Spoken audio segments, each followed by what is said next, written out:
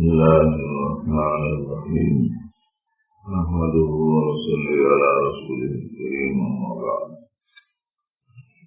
رمضان المبارک کی فضیلت اہمیت اس سے متعلق ہدایت اور تعلیم کا مذاکرہ چل رہا ہے۔ رمضان المبارک کی راتوں میں ایک رات شب قدر کہلاتی ہے، جو بہت ہی برکت و خیر کی رات ہے۔ کلام پاک میں اس کو 1000 مہینوں سے افضل بتلایا۔ 1000 مہینے کے 80 برس 4 مہینے ہوتے ہیں، 80 پہ 4 سال اور 4 مہینے، 1000 مہینوں کا حساب لگائے تو اتنے سال بنتے۔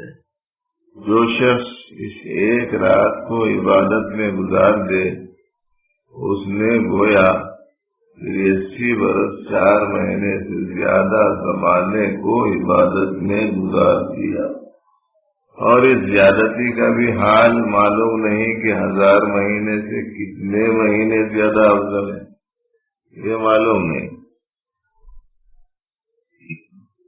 حضرت انس رضی اللہ عنہ حضور اکرم صلی اللہ علیہ وسلم کا ارشاد نقل فرماتے ہیں کہ شب قدر میں حضرت جبرائیل علیہ السلام فرشتوں کے ایک گروہ کے ساتھ اترتے ہیں اور جس کو ذکر وغیرہ میں مشغول دیکھتے ہیں اس کے لیے رحمت کی دعا کرتے ہیں۔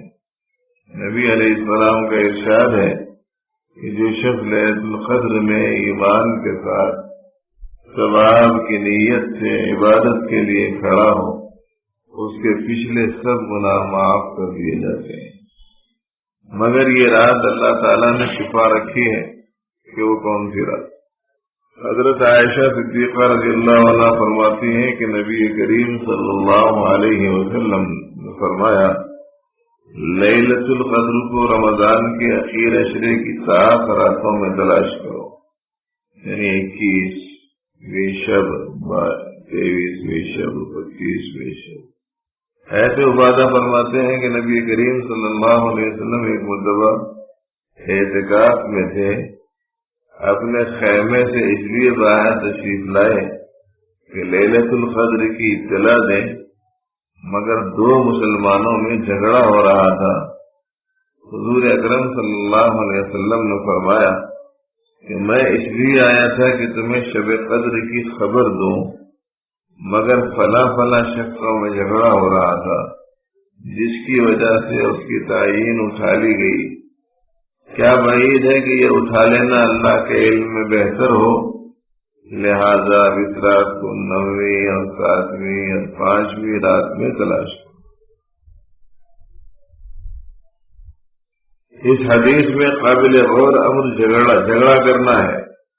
جو شخص اس قدر بری چیز ہے کہ اس کی وجہ سے ہمیشہ کے لیے شب قدر کی تعیین اٹھا لی گئی، اور صرف یہی نہیں بلکہ جھگڑا ہمیشہ برکات سے محرومی کا سبب ہوا کرتا ہے۔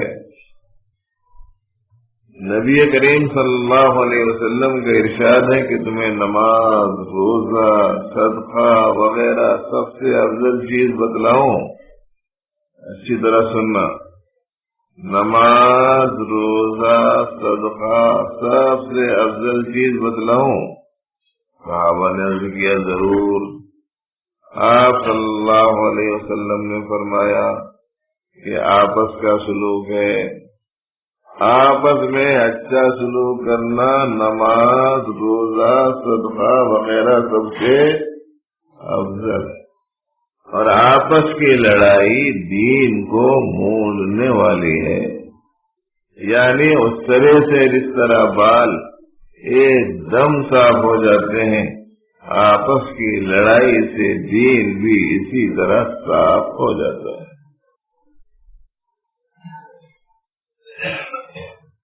بہت قابل فکر چیز ہے یہ۔ آج کل روز لوگ نماز کا اہتمام نہیں کرتے، روزے کا اہتمام نہیں کرتے، صدقے کا اہتمام نہیں کرتے. کیا کرتے بولے تو یہ نماز روزہ یہ وہ اہتمام کرنے والے لوگ جا رہے تھے نا، وہاں جا کے انہیں گمراہ ہونے، فاسق ہونے، فاجر ہونے، کافر ہونے، منافق بول کے جھگڑے لگے. یعنی کیا مطلب یہ ہے کہ ہم تو خیر دین پر چلتے ہی نہیں، تم بھی جو چل رہے ہیں تو تمہارے پاس بھی دین رہنا نہیں، اس کے بعد سے کیا کرنا؟ جھگڑنا. ہر مسجد میں جھگڑا، ہر گلی میں جھگڑا.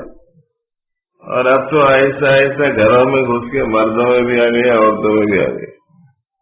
ادھر دیکھو بس جھگڑا ہی جھگڑا. آپس کا سلوک سب سے افضل چیز ہے، اور آپس کا بگاڑ پورے دین کو ختم کر دینے والی. اس سے بچنا کہ لڑائی جھگڑا کسی فرض میں، واجب میں نہیں ہے، فرائض میں، واجبات میں نہیں ہے. کہیں بھی 4 رکعت ظہر کی 4 رکعت ہی چھوٹی، کہیں 2 کہیں 3 بولنے والا ہے کہ نہیں؟ کیا ہے؟ فجر کی 2 رکعت 2 رکعت ہے، یہ 6 کوئی 8 بولنے والا ہے؟ مغرب کی 3 رکعت 3 رکعت ہے. فرائض میں کوئی جھگڑا نہیں ہے، واجبات میں کوئی جھگڑا نہیں ہے، سنت مؤکدات میں کوئی جھگڑا نہیں ہے. میں ہے جھگڑا جس کا کرنا نہیں کرنا دونوں کوئی زیادہ وہ آدمی کے دین کو نقصان پہنچانے والے نہیں ہیں، ویسی چیزوں میں جھگڑنا. اس واسطے میں کبھی کبھی بولتا ہوں کہ لوگ آج کل چھوٹے چھوٹے مسائل میں جھگڑ رہے ہیں. کیسے مسائل میں؟ ایسے مسائل میں جھگڑ رہے ہیں. کرتا نہیں ہے، پائجامہ نہیں ہے، ٹوپی کے معاملے میں جھگڑ رہے. جھگڑا کرتے میں نہیں ہے، پائجامے میں اس کو ہے ہی نہیں، نہ کرتا ہے نہ پائجامہ ہے، اسے کھا لیا تھا، ٹوپی ڈال لیا تھا، درست ہے نہیں ہے، جائز ہے نہیں ہے، بہتر ہے نہیں ہے، یہ چل رہا بس. جناب کا فرض ہی نہیں ادا ہوا ہے، واجب ہی پہ عمل کیے ہوئے نہیں ہے، نوافل میں جھگڑ رہے. اور دین کی رہنمائی کرنے والوں کو بھی اتنی موٹی سی بات نہیں سمجھ میں آ رہی. آج کل جگہ جگہ جھگڑے پورے انہی مسائل میں لگا رہے ہیں. دین کی رہنمائی کرنے والے لوگ کوئی نماز کی دعوت دینے والا نہیں ہے، سچائی کی ترغیب دینے والا نہیں، اللہ کی محبت کی تعلیم دینے والا نہیں، نبی علیہ السلام کی سنتوں کی تعمیل کرنے سے متعلق شوق دلانے والا نہیں ہے، بلکہ جو سنت کے مطابق عمل کرے، ٹکنوں سے اونچے پیجامے ان کو مذاق اڑانے والے لوگ جگہ جگہ ملیں گے.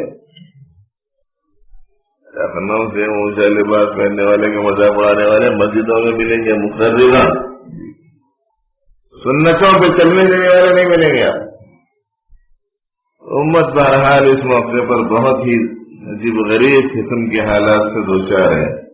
اس لیے بھائیوں سے، بہنوں سے، معزز بہنوں سے، معزز بھائیوں سے کہنا یہ کہ ذرا اس کا خاص خیال رکھنا. ہمارے پاس دین بہت کم ہے، نیکیاں بہت کم ہیں. اب اگر جو ہے اس کو محفوظ رکھ لینا ہے تو کم از کم یہ آپس کا سلوک خراب مت کر لو، جھگڑے سے اپنے آپ کو بچاؤ. چھوٹا سا برتن ہے، اس میں بڑی مشکل سے 1 پاؤ گلاس، آدھی گلاس، 1 پیالی، 2 پیالی دودھ جمع کر کے رکھ لیے، بڑی مشکل سے، سمجھے؟ اب کم از کم وہ ہے تو اس کو محفوظ تو رکھ لو، ہے تو اس کو محفوظ تو رکھ لو. آپس کا سلوک اگر اچھا نہیں ہے، ننند باورچ کا، ساس بہو کا، میاں بیوی کا، بھائی بہن کا، پڑوس کا، اگر سلوک اچھا نہیں ہے تو سمجھنا نہیں وہ ہے سو تھوڑے سے دودھ کی ہنڈی میں ہتھوڑی لے کے نیچے سے سوراخ مار دیا جاتا ہے سو بھی گیا. آپس کا جھگڑا دین کو ختم کر دینے والا ہوتا ہے. جھگڑنا مت، بہت بری چیز ہے جھگڑا. حدیث میں آیا ہے کہ رمضان المبارک میں روزے والی حالت میں کوئی جھگڑنے کے واسطے آئے تو اس سے بول دو بھائی صاحب میرا روزہ ہے، یعنی میں جھگڑنے کو تیار نہیں ہوں. آپ ہوں گے دم خم آپ میں بہت ہوں گا لڑنے والے کے بات، مگر میں تو روزے سے ہوں، کیا کر سکتا ہوں. نہ آپ لڑنے کو تیار ہوں نہ افطار کے بعد. لڑنے کو تیاری تھی ہوں یوں بولتا، بعض دونوں بولتے ہیں رمضان ہے بول کے خاموش بیٹھ جاتے ہیں. یعنی کیا مطلب رمضان جانے کے بعد جھگڑا کرتا یا روزے سے ہے بول کے خاموش بیٹھ جا رہے، یعنی کیا مطلب افطار کے بعد میں جھگڑا کرتے. مسلم بولے تو سلامتی والا، مومن بولے تو امن والا. مومن کیسے بنا؟ امن سے. مسلم کیسے بنا؟ سلامتی سے. امن اور سلامتی سے تعلق رکھنے والے کو مسلم اور مومن بولتے ہیں. لڑائی جھگڑے سے تعلق رکھنے والا کہاں کا مومن کہاں کا مسلم. اب دیکھیے کہ صاحب اپنے میں سے اکثر کو 80 سال تو ملنے والے ہیں نہیں، ہے نا. 80 سال کس کو ملتے؟ 60 سال 70 سال. کسی کو ملے بھی تو 80 سال اور اس کے بعد میں کچھ کام کرنے کے لائق وائف رہ رہا نہیں ہوں. اس امت کی عمر تو 60-70 کے درمیان کی ہے نا. 80 سال کی عمر عام طور پر ملتی نہیں، ملی سمجھو کسی کو. 80 سال عبادت کر سکتا نہیں کر سکتا. 80 سال میں 15 سال سونے میں چلے جاتے روزانہ 6 گھنٹے کے حساب سے. روزانہ 6 گھنٹے سوئے کتنے سال جاتے؟ 15 سال. 15 سال بچپن کے گئے، 15 سال سونے کے گئے، 30 سال ہو گئے 80 سال میں سے، ہے نا. اگر کسی کو ملی بھی تو اول تو ملتی نہیں ہے، کسی کو ملی بھی تو 30 سال تو گئے. اب رہ گئے 50 سال. 50 سال میں روزانہ کم از کم 6 گھنٹے کمانے کے واسطے رہ گئے تم جی. 15 سال میں 35 سال ہی ہوتی ہے نا. اب یہ 35 سال میں اپنا کھانا، اپنا پینا، اپنا کام کاج، اپنا کھیل کود، اپنی عبادت، سب چیزوں کو ملا کے اب سوچو کتنا ٹائم ملتا. 30 سال 20 سال بھی مسلسل پابندی سے عبادت نہیں کر سکتے. شب قدر ایک ایسی شب ہے کہ اس رات میں عبادت کر لیے تو گویا 80 سال 4 مہینے سے زیادہ عبادت کرے جیسا. اتنا بڑی چیز ہے، اس کی بنا پر بہت بڑی نعمت ہے یہ امت کے واسطے شب قدر. اب اتنی بڑی چیز کی اطلاع دینے کے واسطے نبی علیہ السلام نکلے. لوگوں کو بتا دوں گے فلاں شب میں شب قدر ہے، فلاں تاریخ کو شب قدر. لیکن اب آپ نے دیکھا کہ 2 مسلمان آپس میں لڑ رہے ہیں تو حضور نے فرمایا کہ یہ تاریخ ان کی لڑائی کی وجہ سے اٹھا لی گئی. معلوم کیا ہوا کہ لڑائی خیر سے محرومی کا سبب بنتی ہے. اس لیے جھگڑنا مت، نہ مذہبی معاملات میں نہ طبعی معاملات میں، نہ شرعی میں نہ طبعی میں. نہ شریعت کے حساب سے لڑو نہ طبیعت کے حساب سے. شریعت کے مسائل میں کسی کو کوئی اختلاف ہو گیا تو عالم صاحب آپس میں لڑ لینا ہے نا. کوئی بیماری ہے، ڈاکٹر صاحب بولے یہ گولی دو، دوسرا ڈاکٹر بولا یہ نہیں یہ دو، تو وہ لوگ آپس میں ڈسکس کر لینا، جو بھی کر لینا ہے، کیا کھانا ہے کیا نہیں کھانا. ان کی عمر کے حساب سے اس میں فلانا فارمولا ہے، وہ ٹھیک نہیں ہے بول کے انہیں بولتا، دوسرا بولتا نہیں ان کے حساب سے یہی ٹھیک ہے بول کے وہ کچھ آپس میں کر لے رہے ہیں. وہ لوگ رائےوں کا اختلاف، وہ ڈاکٹر کر رہے ہیں، مریض نہ کہ نہیں انہیں وہ ڈاکٹر بولی کو بولا وہی کھاتا ہوں، دوسرا بولتا نہیں انہیں وہ نہیں کھانا بولا میں نہیں کھاتا ہوں. پبلک کے لڑنے کا کیا مسئلہ ہے اس میں؟ دینی معاملات میں بھی لوگ ایسی لڑائی جھگڑا شروع کر دیا. جن کو الف کا نام بھالا نہیں معلوم، با کا نام کنڈالا نہیں معلوم، دینی مسائل میں لڑ رہے، چھوٹے چھوٹے مسائل میں لڑ رہے. 20 رکعت میں 8 رکعت میں لڑ رہے، پتہ ہی نہیں ہے 20 رکعت کا مسئلہ کیا ہے، 8 رکعت کا مسئلہ کیا ہے. چھوٹے چھوٹے مسائل میں الجھتے رہتے، جھگڑتے رہتے. نہ دین کے مسئلے میں لڑنے کی اجازت ہے نہ دنیا کے مسئلے میں. علماء حضرات آپس میں کچھ کر لیتے ہیں، کسی رائے کا اختلاف ہے تو ٹھیک ہے، انہوں کر لیں گے۔ عوام میں لا کے ڈالنے والے علماء بھی ان کو علماء بولنا بھی مشکل ہے، وہ امام الجہالہ معلوم ہوتے ہیں، وہ لوگ جاہلوں کے امام ہیں، آپس میں مسلمانوں کو لڑانے والے۔ اس درجے خیر اور محرومی کے سبب ہے یہ چیز کہ آپ کو معلوم شب قدر جیسی چیز سے محرومی ہو گئی، آپس ہی لڑائی، اس قدر خیر سے محرومی کا سبب ہے۔ اسی لیے شریعت کے معاملے میں بھی نہیں لڑنا، طبیعت کے معاملے میں بھی جس مسئلے میں اختلاف ہو گیا پوچھ لینا، عالم صاحب سے پوچھ لینا بھائی کیا مسئلہ ہے وہ بتا دو، ہمارے اس سے زیادہ کوئی بحث کی ضرورت نہیں ہے۔ جس پر اپنے کو اعتماد ہے ان سے پوچھو، اس کے مطابق عمل کر لو بس۔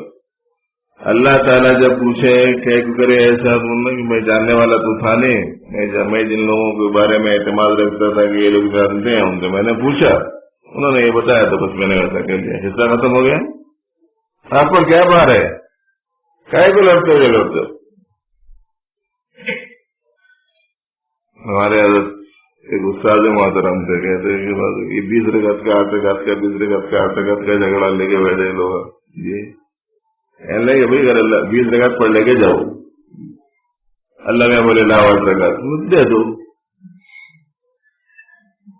20 میں سے 8 رکعت دے دو، 8 لے کے گئے، اللہ میں بولے لاؤ 20، کیا کرتے؟ تمام صحابہ کرام کا متفقہ مسئلہ ہے کہ سبوں نے مل کر 20 رکعت نماز پڑھی، جگہ جگہ اس کے بارے میں جھگڑا کھڑا کر۔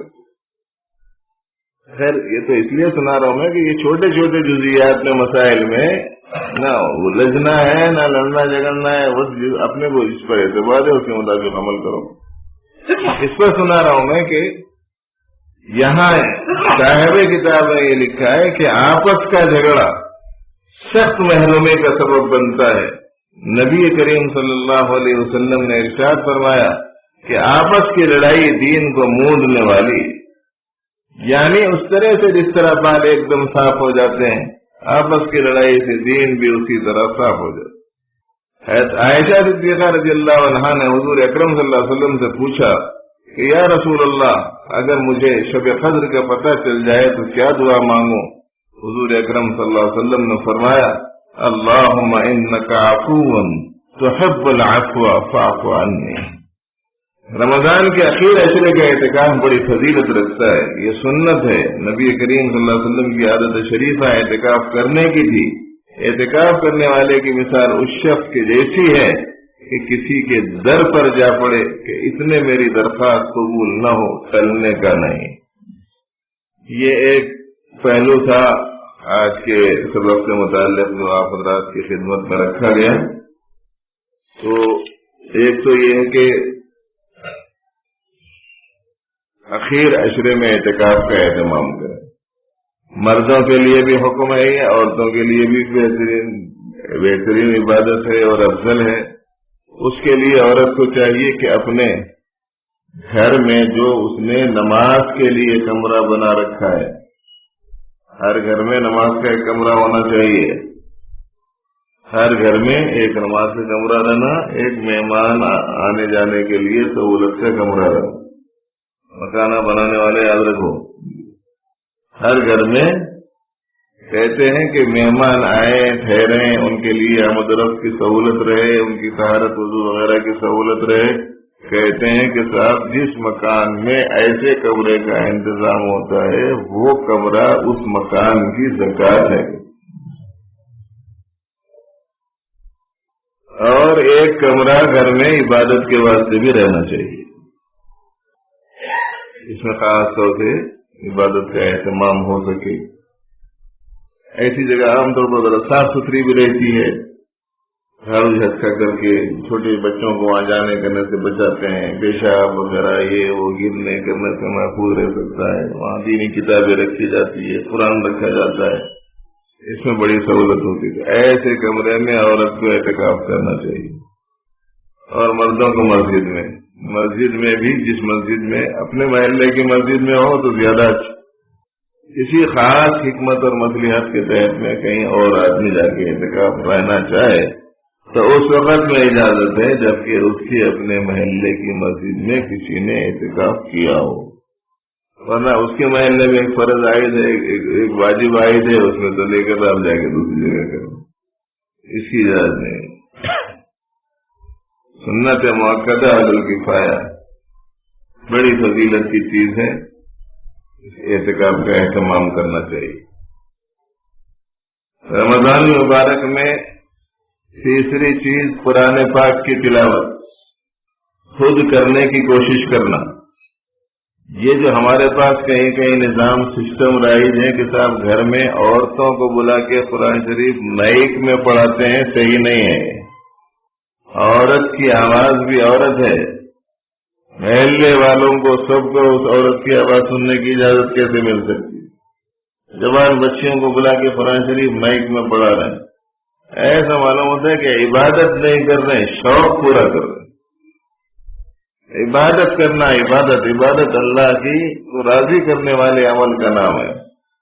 عبادت اللہ کو راضی کرنے والے عمل کا نام ہے، عبادت خواہش پورا کرنے کا نام نہیں۔ ایسے ہی قرآن پاک صحت کے ساتھ تھوڑا تھوڑا سا ہی پڑھنے کا اہتمام کرنا چاہیے۔ زیادہ پڑھنا، غلط پڑھنا اس سے بہتر ہے تھوڑا پڑھو، اچھا پڑھو۔ بہت غیر معمولی اجر ہے قرآن پاک کی تلاوت۔ اعمال رمضان میں ایک عمل ہے صدقات اور خیرات کا زیادہ سے زیادہ کرنا۔ عورتیں اس سلسلے میں ذہن میں رکھیں کہ آپ کو اپنے سونے چاندی کا پورا حساب کتاب کر کے اس کی زکوٰۃ کی ادائیگی کی فکر کرنی چاہیے۔ سونے کی ایک قیمت وہ ہے جو آج بازار سے آدمی کو معلوم ہوتی ہے، اور ایک قیمت وہ ہے جو ہم نے اس سونے کو خریدتے وقت میں تھی، اور ایک قیمت وہ ہے جو ہم کو مل سکتی ہے ہمارا سونا بیچنے کی صورت میں۔ الگ الگ ہے یہ تین قیمتیں۔ اس راستے کے بہت سارے پرانے خواتین کے پاس میں آج بھی جو سونا ہوگا وہ سونا ان کے خریدنے والے جو زمانہ تھا اس زمانے میں 200 روپے کو تولا تھا، اور آج 24,000 روپے کو تولا ہے۔ کتنا گنا بڑھ گیا؟ دیکھو، 100 روپے، 150 روپے، 200 روپے کو تولا لیے سو خواتین کے پاس میں سونا آج بھی ہے، لیکن آج کا جو سونا ہے وہ 24,000 روپے سے زیادہ کا ہوگا۔ بیچنا ہم چاہیں تو اس کی قیمت لگاتی، کون سے سونے کا آپ حساب کریں گے؟ جو آپ نے خریدا وہ، یا جو آج بازار میں آپ کو مل سکتا ہے وہ، یا آپ کے بیچنے کی صورت میں آپ کو جو رقم مل سکتی ہے وہ؟ ظاہر ہے کہ جو سونا آپ کے بیچنے کی صورت میں آپ کو جو رقم مل سکتی ہے وہ حساب سے آپ کو زکوٰۃ نکالنا ہے، چاندی کے حساب سے بھی، سونے کے حساب سے۔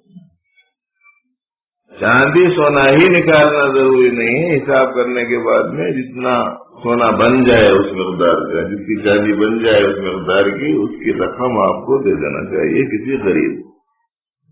پیسہ ہے تو پیسے پہ بھی ایسا ہی کرنا، سونا ہے، چاندی ہے، پیسہ ہے، ہاتھ میں بھی ہے، بینک میں بھی ہے، سب کا حساب کرنا، اس پورے مجموعے کا 2.5% زکوٰۃ نکالنے کی کوشش کرنا۔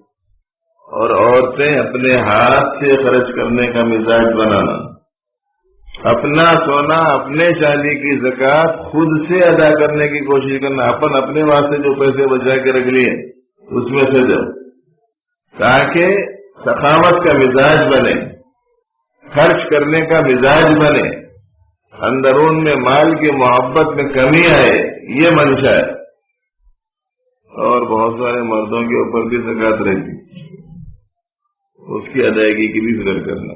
جو تجارت کا مال ہے اس پر بھی زکوٰۃ ہے، اور جو تجارت کے پلاٹس ہیں ان پر بھی زکوٰۃ ہے۔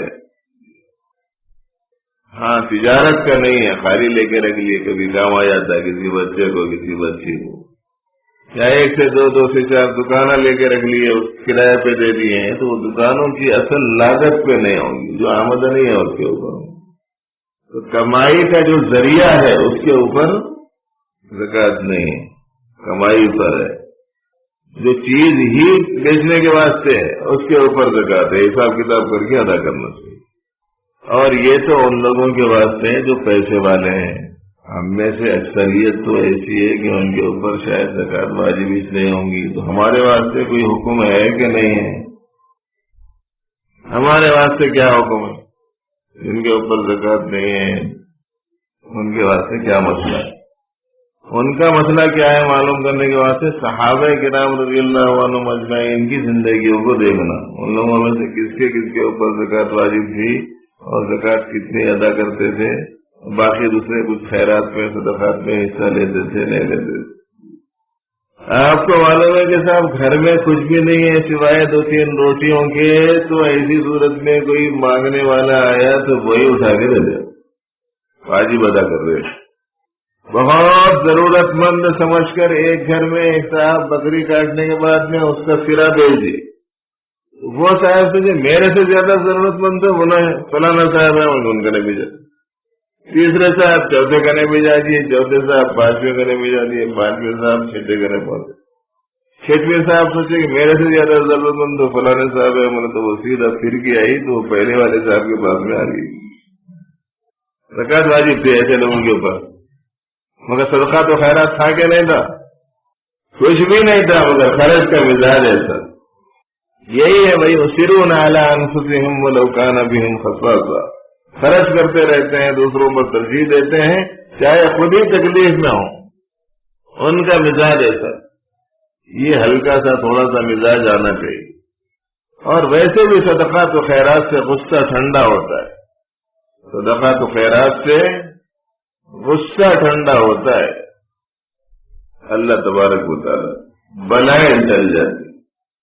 ہمارے بچپن میں مدرسے میں ہم لوگ پڑھتے تھے، ایک چودھری صاحب ہر تھوڑے دن کو میسے کے کچھ بچوں کو بلا کے کھانا کھلاتے، اور کہیں اور سے عام طور پر یہ سلسلہ نہیں چلتا تھا، عام طور پر وہی ایک چودھری صاحب ہر تھوڑے دن کو بلاتے تھے اور مدرسے کے بچوں کو کھانا کھلاتے۔ ایک دن کسی نے ان سے پوچھا کہ ہر تھوڑے دن کو دعوت کر دیتے ہیں آپ بچوں کی، دینی مدرسے کے بچوں کی، کیا بات ہے؟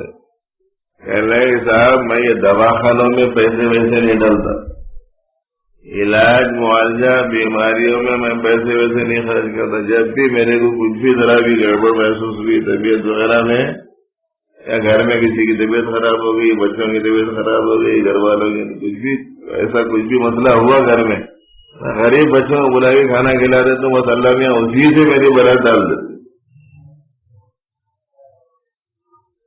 صدقات و خیرات کا مزاج ہونا چاہیے۔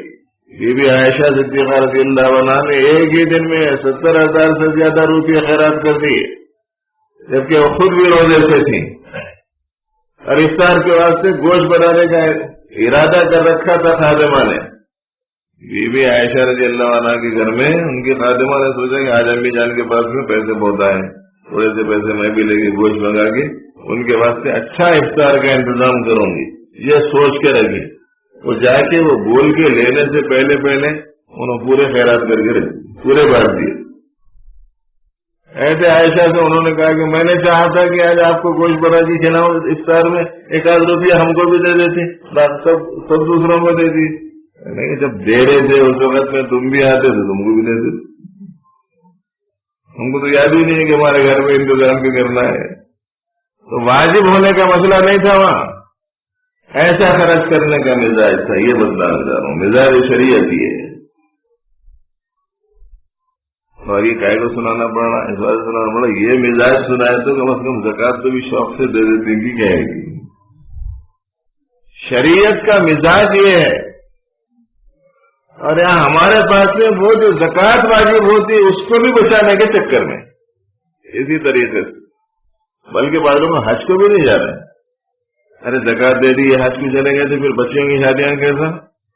بچیوں کی شادیوں کے چکر میں زکوٰۃ بھی روک کے رکھ رہے، حج کو بھی نہیں جا رہے۔ کوئی اس سے پوچھے کہ اسی سال بچی کی شادی کرنا اسلام میں فرض ہے یا اللہ تعالیٰ نے تمہارے دل میں زکات فرض کی ہے؟ حکم کیا ہے؟ اللہ تعالیٰ نے جو فریضہ آپ کے ذمہ عائد کیا ہے آپ وہ پورا کرو. اور یہ کیوں سمجھتے ہو کہ تمہارا یہ کام تمہاری تدبیر سے پورا ہوگا؟ آج تک ہماری تدبیر سے کوئی کام ہوا نہیں، آئندہ ہماری تدبیر سے کوئی کام ہوگا نہیں. جو کام ہوا پروردگار عالم کے کرانے سے ہوا. اس واسطے اس کا خاص طور سے خیال رکھنا چاہیے کہ بھائی زکات شوق سے نکالو. اپنے خاندان میں دو قسم کے لوگ ہوتے ہیں، یاد رکھو. اپنے رشتے داروں میں، اپنے پاس پڑوس کے لوگوں میں دو قسم کے لوگ ہوتے ہیں. ایک ایسے ضرورت مند ہوتے ہیں جو اپنی ضرورت لوگوں کو سنا دیتے ہیں، بتا دیتے ہیں کہ ہماری یہ ضرورت. ان کو کہتے ہیں سائل. اور کچھ لوگ وہ ہوتے ہیں جو ہوتے ضرورت مند ہیں مگر اپنی حاجت مندی لوگوں کے سامنے ظاہر نہیں کرتے. ان کو کہتے ہیں محروم. وفی اموالہم حق للسائل والمحروم.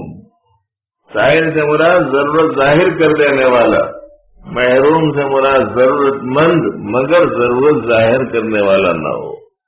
اندازہ لگا کر اپنے رشتے ناطے کی بنیاد پر وقتاً فوقتاً جاتے آتے ان کے حالات کا جائزہ لے کے جو ضرورت مند ہیں اور مانگتے ہیں، جو ضرورت مند ہیں نہیں مانگتے ہیں، دونوں کی خدمت کرنے کی کوشش کریں.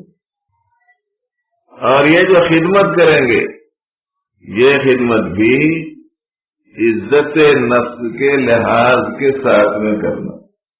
یعنی جس کی خدمت کر رہے اس کی عزت مجروح نہیں ہونا، انہیں ذلت محسوس نہیں کرنا، اکرام کے ساتھ میں ان کی ضرورت پوری کرنا. کوئی ایسا ہوتا ہے رشتے داروں میں سے، ہوتا تو ضرورت مند ہے، وہ مستحق ہے زکات کا، لیکن اس کی طبیعت، اس کا مزاج ایسا ہے اور رشتے داری کی وجہ سے وہ ایسا ایک دوسرے کے ساتھ میں رہتا ہے کہ اگر اس کے سامنے یہ بولا جائے کہ یہ زکات کی پیسے ہیں تو اس کا دل آسانی سے قبول نہیں کرتا، وہ لینے میں شرم محسوس کرتا ہے. اسی لیے یاد رکھیے اس بات کو کہ دینے والے شخص کو دل میں زکات کی نیت کر لینا کافی ہے. پیسے دیتے وقت میں جس کو دے رہے ہیں یہ زکات ہے بول کے دینا ضروری نہیں ہے. مسئلہ یہ ہمارے دل میں نیت کیا ہے بس وہ دیکھ لو. اس کو بولنے کی ضرورت ہے میں کیا دے رہا ہوں کیا نہیں دے رہا ہوں. اسی طریقے سے بعض لوگ وہ ہوتے ہیں کہ جو حکم دیا جاتا ہے اس حکم کی تعمیل میں ٹھیک وہی صورت اختیار کرنا چاہتے جو بتا دی گئی، حالانکہ کبھی کبھی دوسری صورت زیادہ مفید ہوا کرتی ہے. کوئی مثال کے طور پر کوئی فدیہ نکال رہا، روزے کا فدیہ نکال رہا، جو غریب ہے اس کو فدیہ دے رہا، روزہ نہیں رکھ سکنے والا شخص فدیہ دے رہا، تو ایسی صورت میں اس کو ضرورت اناج کی نہیں ہے مگر وہ فدیہ ہے بولے وہ 2.25 سیر گیہوں دینا بول کے تو وہی دے دے، دوسرا نہیں دے. اس کی قیمت اگر دے دی تو اس کی جو ضرورت ہے وہ پورا کر لے سکتا. زید نے اسے فدیے میں گیہوں دیے، بکر نے اسے فدیے میں گیہوں دیے، خالد نے اسے فدیے میں گیہوں دیے، تاج الدین نے اسے فدیے میں گیہوں دیے، بدر الدین نے بھی وہی دیے، قمر الدین نے بھی وہی دیا. فدیوں پہ فدیے تھیلے جمع ہو گئے. کیا کرے گا وہ؟ دیتے وقت میں اس کی ضرورت کون سی آسانی سے پوری ہو سکتی ہے وہ دیکھ کے دو. جیسے کبھی کبھی مجھے بولنا پڑتا ہے ہمارے پاس ساتھیوں کو دیکھتا ہوں مسجدوں میں بیچارے قرآن شریف بھی وہ سناتے نا ہمارے حافظاں جو جگہ لا کے روبالو لگ کیا کریں گے انہیں خالی روبالا لے کے. اس تو آدمی کو عقل ہے کہ کیا خدمت کرنی چاہیے اگر کرنا ہے آپ کو. بڑی حیرت ہوتی ہے، بڑا تعجب ہوتا ہے. آدمی سوچ کر کوئی کام کرنے کا مزاج نہیں رہا ہوا. اسی طریقے سے ضرورت کو دیکھو کہ کیسے پورا کرنا چاہیے، کیا اس کی ضرورت ہو سکتی ہے، اس میں سہولت کس چیز کی، اس کے حساب سے دے۔ تو رشتے داروں میں جو غریب ہیں دو قسم کے ہیں، مانگنے والے بھی نہیں مانگنے والے بھی، دونوں کی کرو خدمت اور عزت نفس کے لحاظ کے ساتھ میں کرو۔ کیسا دینے کی صورت میں اس کی ضرورت بھی پوری ہو جائے گی، اس کی عزت بھی رہ جائے گی۔ ایسا کرنا سمجھداری کے ساتھ میں کرنا، شو پٹ اپ کرنے کی ضرورت نہیں، بتانے کی ضرورت نہیں، جس کے لیے ہم کر رہے ہیں وہ جانتے ہیں۔ آپ کو معلوم ہے کہ حضرت سیدنا زین العابدین کے بارے میں آتا ہے رضی اللہ عنہ، انتقال کے بعد میں 40 گھرانوں میں اس دن فاقہ ڈالا۔ انہوں نے کیسے کہا، قصہ کیا ہوا، آج ہمارے پاس بھی کچھ بھی نہیں، آج ہمارے پاس بھی کچھ بھی نہیں، آج ہمارے پاس بھی کچھ بھی نہیں۔ مذاکرے میں بات آئی تو بولے اب تک کیسا چل رہا تھا؟ بولے تو رات میں صبح میں ہمارے گھر کے دہلان میں آنگن میں اناج کی تھیلی پڑی ہوئی رہتی تھی، ہم لوگ اس سے کام چلا لیتے تھے۔ ایک سے معلوم ہوا، دوسرے سے معلوم ہوا، تیسرے سے معلوم ہوا، چوتھے سے معلوم ہوا، ہمارے پاس بھی ایسے ہی ہوتا تھا، ہمارے پاس بھی ایسے ہی ہوتا تھا۔ یعنی ایک عرصے سے یہ خدمت وہ کر رہے، رات کی تاریکی میں اتنے غریب گھرانوں میں اندھیرے میں جا کے کھانے کا انتظام کر دینا چھپے ہوئے انداز میں۔ جب وہ گزر گئے تو پتا چلا کہ جو روزانہ خدمت کیا کرتا تھا یہی شخص تھا۔ بڑی بڑی خدمت کرتے تھے، کسی کو پتہ لگنے نہیں دیتے تھے۔ ہمارا چھوٹا سا بھی کام ہوا تو جب تک کہ وہ اسکرین پہ نہیں آ جاتے، وہ چھپ نہیں جاتے جی، اور دوسرے لوگوں کی توصیفی تعریفی کلمات نہیں آ جاتے، اس وقت تک معلوم ہی نہیں ہوتا فلانے صاحب کو یہ بچوں کو یہ دے رہے، بلکہ جب تک یہ آیا نہیں انہوں نہ دیتے نہ انہیں لیتا۔ سب ریاکاری دکھاوا پیدا ہو گیا، تمام اعمال میں خلوص ختم ہو گئے۔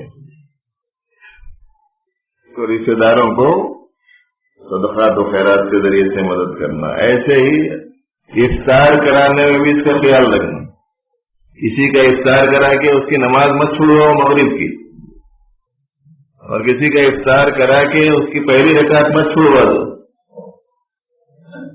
ایسا اہتمام سے کرانا ہے تو کرائیے افطار، تو اس کی نماز میں خلل نہ ہو، اور سنت کے مطابق کرائیے۔ پھر افطار کرانے میں خاص طور سے جو بہت غریب قسم کے لوگ ہیں ان کو کراؤ۔ ایسے اجازت ہے کہ کسی کو بھی آپ کرا سکتے ہیں، لیکن سب سے بہتر جو صورت ہے وہ یہ کہ آپ افطار کرائیں تو آپ کو معلوم ہو، جس کو افطار کرا رہے ہیں بس اسے معلوم ہو، کسی اور کو بتانا چاہیے۔ اس کی بہترین صورت یہ ہے کہ بھئی ایک آدھ ہفتے کے لیے، 10 دن کے لیے کسی غریب گھرانے میں آپ افطار کا انتظام کرا دیجیے چٹکے سے۔ کتنی اچھی صورت ہے وہ۔ ہمارے پاس دوستوں میں سے ہیں، سالانہ کئی تھیلے کھجور مختلف گاؤں میں لے آ کے مسجدوں میں تقسیم کر دے کے آ جاتے ہیں کہ رمضان میں آنے والے روزے داروں کو یہ کھجور کے ذریعے سے افطار کرا دو۔ بہت سے گاؤں والوں کو یہ بھی نہیں معلوم ہے بھیجانے والا کون ہے، اس واسطے کہ جس کے واسطے بھیج رہے ہیں اس کو تو معلوم ہے نا۔ خاموشی سے افطار کرو، خاموشی سے خدمت کرو، ہے تب بھی کرو، نہیں ہے تب بھی اپنے حساب سے کرو۔ اور دیکھو پروردگار عالم کا یہ فارمولہ کیسا عجیب و غریب ہے۔ حق تعالی جل شانہ کی جانب سے بندے کی طرف جو افضال و انعامات کی بارش ہوتی ہے وہ کچھ ایسی ہے کہ ایک آدمی وہ ہے جو 100 روپے خرچ کر سکتا ہے، دوسرا آدمی وہ ہے جو 10 روپے خرچ کر سکتا ہے۔ اپنے کر سکنے کے حساب سے اس نے 100 خرچ کیے، اس نے 10 خرچ کیے، ثواب دونوں کا برابر ہے۔ اس کے پاس 1000 تھے، انہیں 100 خرچ کرا، اس کے پاس 100 تھے، انہیں 10 روپے خرچ کرا، اصل میں تو برابر اتنا دونوں خرچ کرے، انہیں بھی 10% نکالا، انہیں بھی 10%۔ اللہ تبارک و تعالیٰ تو دل کو دیکھتے ہیں، نیت کو دیکھتے ہیں کیسی، مقدار نہیں، مزاج اندر معیار دیکھا جاتا ہے۔ صحابہ تھوڑے سے کھجور خیرات کرے تو احد پہاڑ سے زیادہ، بلکہ حدیث میں آتا ہے۔ بعد والے لوگ احد پہاڑ کے برابر سونا بھی خیرات کرے تو ان کے برابر نہیں ہو سکتا ہے۔ یہ بعد والوں کی مقدار زیادہ اور پہلے والوں کا معیار زیادہ. تو اللہ جل شانہ کے پاس معاملہ مقدار کا نہیں ہے بلکہ معیار کا ہے. اس کا خیال رکھو. اور یہی بات ہے جو اس سے پہلے بھی آپ کو قرآن پاک کی تلاوت کے بارے میں بھی سنائی گئی. ایک ہے مقدار اور ایک ہے معیار. سیاحت کے ساتھ تھوڑا پڑھو یہ ہے معیار. غلط پڑھتے رہے زیادہ پڑھتے رہے یہ ہے مقدار. قدر قیمت معیار کی ہے مقدار کی نہیں. اس کا خیال رکھنا ضروری ہے.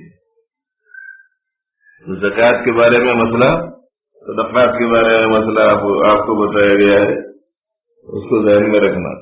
کسی وجہ سے کوئی روزہ نہیں رکھ سک رہے ہیں تو ان کو فدیہ دینا چاہیے.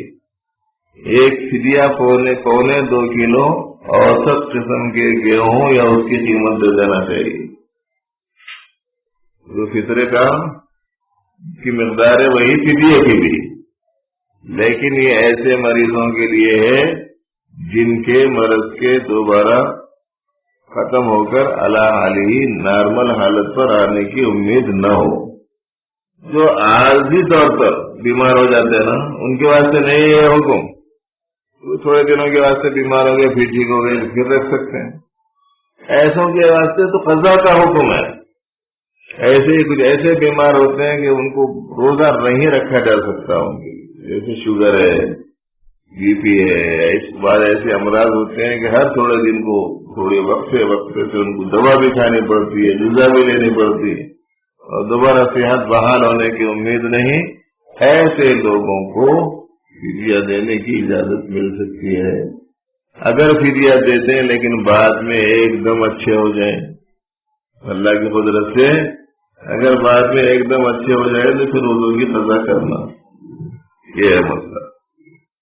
زکوٰۃ میں بہت سی بہنوں کے ذہن میں ایک بات کی بیٹھی بھی ہوتی ہے کہ 52.5 تولے چاندی رہی تو زکوٰۃ واجب ہوتی, 7.5 تولے سونا رہا تو زکوٰۃ واجب ہوتی.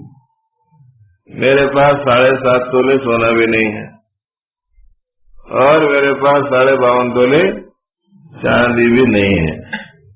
اس واسطے میرے ذمہ زکوٰۃ ہے ہی نہیں بول کے سمجھ.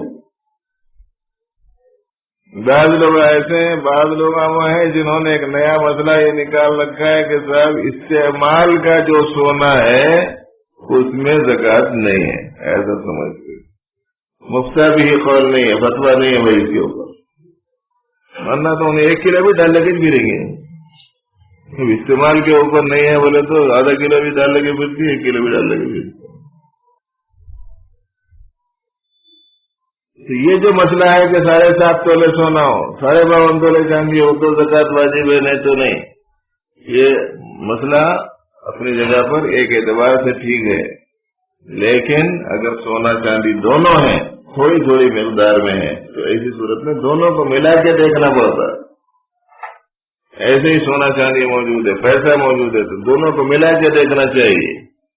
ملا کے دیکھنے کی صورت میں تو 52.5 تولے چاندی تو ویسے ہی جائے. ایسے ہی تجارت کے مال پر بھی زکوٰۃ واجب ہے. تجارت کے مکانوں دکانوں پر بھی زکوٰۃ واجب ہے. تجارت کے یعنی جو بیچنے کی دکان ہے, ایک ہے دکان میں سودا بیچنا, ایک ہے دکان بیچنا. بیچنے کی چیزوں میں زکوٰۃ واجب ہوتی ہے. پورا حساب کتاب کر کے اس کا 2.5% نکالنا یہ واجب ہے. بہت تھوڑی مقدار ہے, اپنے پاس جتنی مقدار ہوتی ہے بہت تھوڑی مقدار ہے, وہ اتنی تھوڑی ہے کہ آپ سنیں گے تو حیرت ہوگی. 1000 روپیہ آپ کے پاس میں 1 سال سے ہوں, ضرورت سے زائد ہوں. 1000 روپیے 1 سال سے آپ کے پاس موجود ہوں, ضرورت سے زائد ہوں, 25 روپیہ اس میں لگا. یہ کتنا مختصر سا حساب ہے. 1 پلیٹ بریانی نہیں ملتی, ایک وقت کا پیٹ بھر کے چھک کے کھانا نہیں کھا سکتا. اتنی معمولی سی مقدار زکوٰۃ کی, اور اسے دینے میں بھی جان نکلتی, مال نکلنے میں جان نکل جاتی. کہتے ہیں کہ مال کی محبت اس درجے بڑھ گئی لوگوں کے اندر کہ لوگ کہتے ہیں کہ صاحب اگر آپ وارنے کو بول دیے تو 100 گز وار دیتا ہوں، باقی 1 آدھ گز کپڑا پھاڑ دے بھائی بولے تو پھاڑنا نہیں ہوتا بول رہے. اس کو کہتے ہیں ہماری اردو میں 100 گز واروں گا مگر 1 گز نہیں پھاڑوں گا. یہی قصہ ہو گیا. پہلے زمانے میں پیسے کو دمڑی بولتے تھے، دمڑی، اور اس کو بولتے تھے چمڑی. اور کیا بولتے تھے؟ یوں بولتے تھے کہ چمڑی تو دے سکتا ہوں مگر دمڑی نہیں دے سکتا. بولتا ایسی محبت مال کی دل میں دماغ میں بیٹھ گئی، خرچ ہو جانے والی، ختم ہو جانے والی چیز کی ساری خرابیوں کی جڑ یہی ہے. اسی لیے بزرگوں نے فرمایا کہ دنیا کی محبت ہر برائی کی جڑ. ادا کرنا زکوٰۃ کو کسی بھی صورت میں سال تمام فکر کرو اپنے زکوٰۃ کی ادائیگی کی. عورتیں، مردوں کا کام ہے کہ ان کا ہاتھ بٹائیں. ان کے پاس سونا چاندی ہے مگر پیسہ نہیں ہے، آپ تھوڑی سی ان کی خدمت کرو تاکہ وہ اپنے زکوٰۃ ادا کر سکیں. اور اس کے زکوٰۃ کے ادا کرنے میں اسے ایک دم آزاد رکھو کہ وہ چاہے تو اپنے رشتے داروں میں دے، چاہے آپ کے رشتے داروں میں دے. اس کو پابند مت بناؤ میں تمہاری مدد کروں ادھر میرے رشتے داروں میں دو. یہ بولنا ضروری ہے. اس قسم کی چیزوں سے بچانا چاہیے. اسے آزادی کے ساتھ میں خرچ کرنے دو. خرچ کرنے کا مزاج ہونا چاہیے.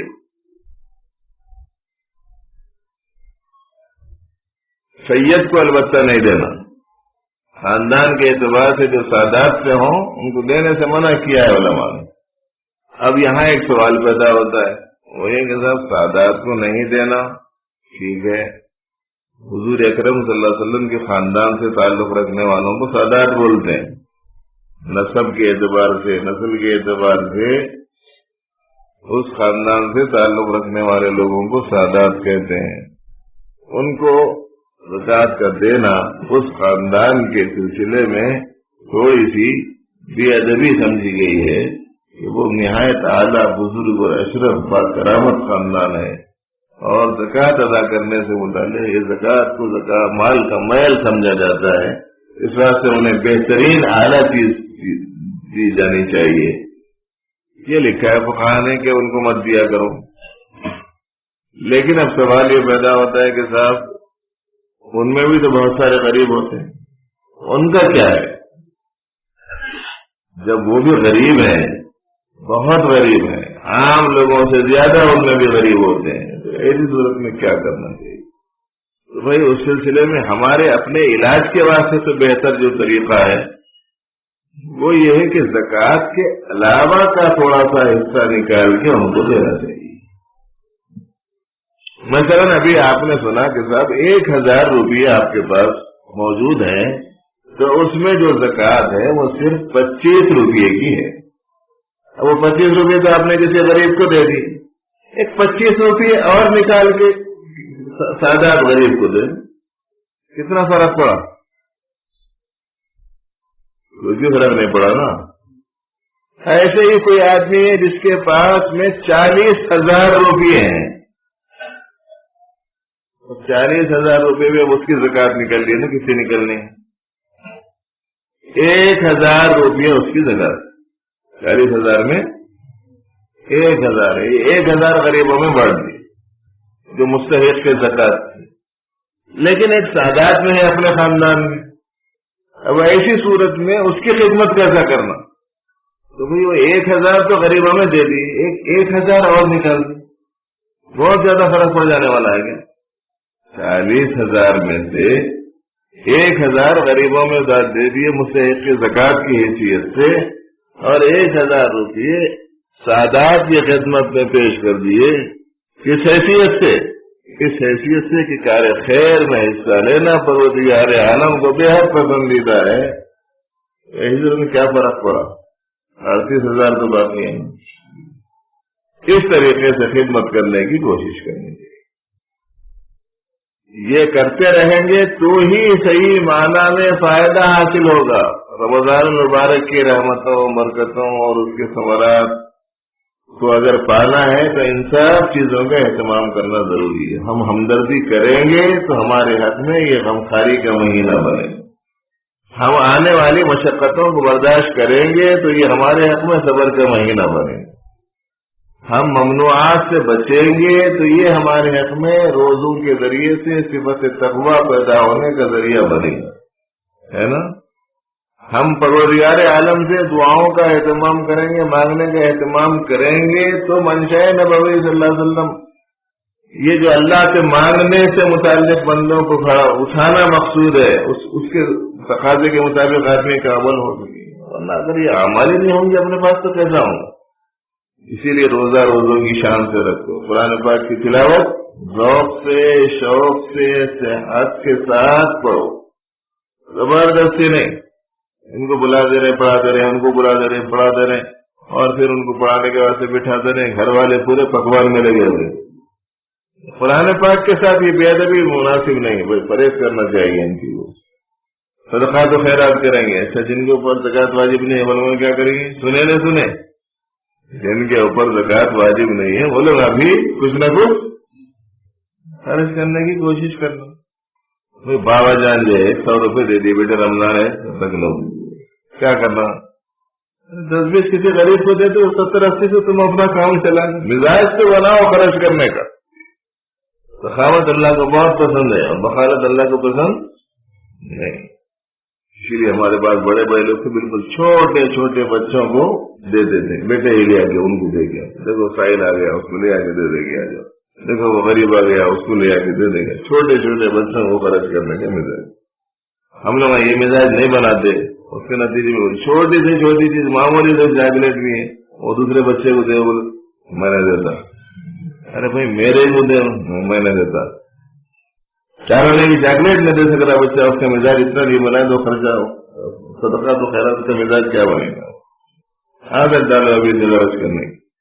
ہمارا لیے چند باتیں اس موقع پر آپ کو سنائی گئی، تارا اپنے کرم سے صحیح معامل کی سب کو توفیق عطا فرمائے۔ اللهم ارحمنا كلنا لك الشكر كله، اللهم انا نسألك الهدى والتقى والعفاف والغنى، اللهم اعنا بالعلم وزينا بالحلم واكرمنا بالتقوى وجملنا بالعافية، اللهم ارنا الحق حقا وارزقنا اتباعه وارنا الباطل باطلا وارزقنا اجتنابه۔ اے اللہ اپنے کرم سے ہمارے دوستوں کو قبول فرما، مولا ماہ مبارک کی پوری برکتیں عطا فرما، پوری رحمتیں نصیب فرما، اپنے پاک کلام سے گہرا تعلق عطا فرما۔ اے اللہ قرآن پاک کی صحیح تلاوت کی توفیق عطا فرما، مولا ایمان کی حلاوت عطا فرما، ہمارے صالحہ کی رغبت نصیب فرما۔ اے اللہ اپنے فضل و کرم سے شرور سے فتنوں سے ہماری پوری امت مسلمہ کی حفاظت فرما۔ اے اللہ آپسی اختلاف و انتشار کی بلا سے امت کی حفاظت فرما۔ اے اللہ اتحاد اتفاق نصیب فرما، مولا چھوٹے چھوٹے مسائل میں الجھنے سے امت کو بچنے کی توفیق عطا فرما۔ اے اللہ پیارے حبیب صلی اللہ علیہ وسلم کے نقش قدم پر چلنا ہم سب کے لیے آسان فرما دے۔ اے اللہ اپنے کرم سے ہماری تراویح کو قبول فرما، روزوں کو قبول فرما، تلاوت کو قبول فرما۔ اے اللہ اپنی محبت اپنی معرفت نصیب فرما، مولا اپنے خصوصی رحمتیں ہمیں عطا فرما۔ اے اللہ ہم سب کے گناہوں کو معاف فرما۔ اے اللہ دارین کی سعادتوں کو مقدر فرما۔ اے اللہ جتنے بیمار ہیں ان سب کو شفا عطا فرما، خاص طور سے آئے ہوئے بھائیوں اور بہنوں کے جان پہچان کے لوگوں میں جو بیمار ہیں ان سب کو شفا عطا فرما، ان سب کو صحت کاملہ عطا فرما، ان سب کے مسائل کو خیر و خوبی سے حل فرما، سب کی پریشانیوں کو اپنے کرم سے دور فرما۔ اے اللہ جو بے روزگار ہیں حلال روزی عطا فرما۔